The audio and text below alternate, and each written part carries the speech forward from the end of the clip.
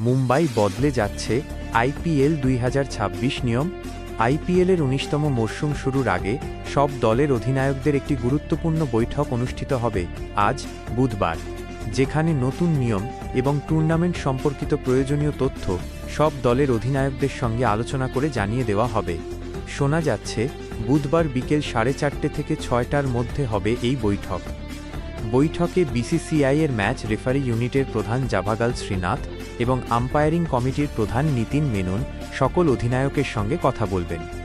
বৈঠকের উদ্দেশ্য হল এটা নিশ্চিত করা যে সকল দল নতুন নিয়ম, পরিবর্তন এবং খেলা সম্পর্কিত নির্দেশিকাগুলি ভালোভাবে বুঝতে পারে, যাতে টুর্নামেন্ট সুষ্ঠুভাবে সম্পন্ন করা যায়। আইপিএল শুরু হওয়ার আগে একটি গুরুত্বপূর্ণ নিয়ম পরিবর্তন হচ্ছে, যা বিশেষভাবে বোলার এবং অধিনায়কদের জন্য স্বস্তি নিয়ে আসবে বলে মনে করা হচ্ছে। এখন সন্ধ্যার ম্যাচগুলিতে দ্বিতীয় ইনিংসে ফিল্ডিং করা দলের অধিনায়ক একবার বল পরিবর্তনের দাবি করতে পারবে। এই নিয়মের উদ্দেশ্য হল শিশিরের প্রভাব কমানো, যা প্রায়শই দ্বিতীয় ইনিংসে বোলারদের জন্য সমস্যা তৈরি করে। এই নিয়মটি প্রথমবার চালু হচ্ছে আসন্ন মরশুমেই।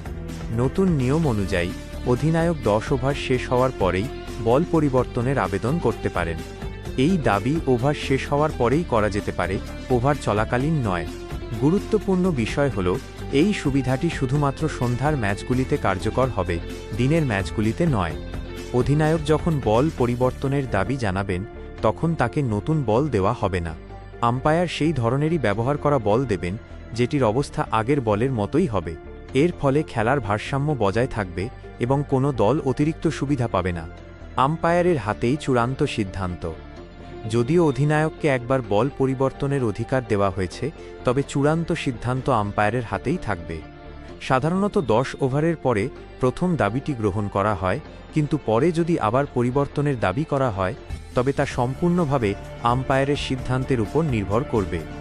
যদি 10 ওভারের আগে বল বেশি ভিজে যায় বা খারাপ হয়ে যায় এবং আম্পায়ার সেটি পরিবর্তন করেন, তবেও অধিনায়কের কাছে 10 ওভারের পরে তার কৌশলগত দাবির অধিকার বজায় থাকবে। 28শে মার্চ ওপেনিং ম্যাচ। আইপিএলের সূচনা হবে 28শে মার্চ থেকে। প্রথম ম্যাচ রয়্যাল চ্যালেঞ্জার্স বেঙ্গালুরু এবং সানরাইজার্স হায়দ্রাবাদ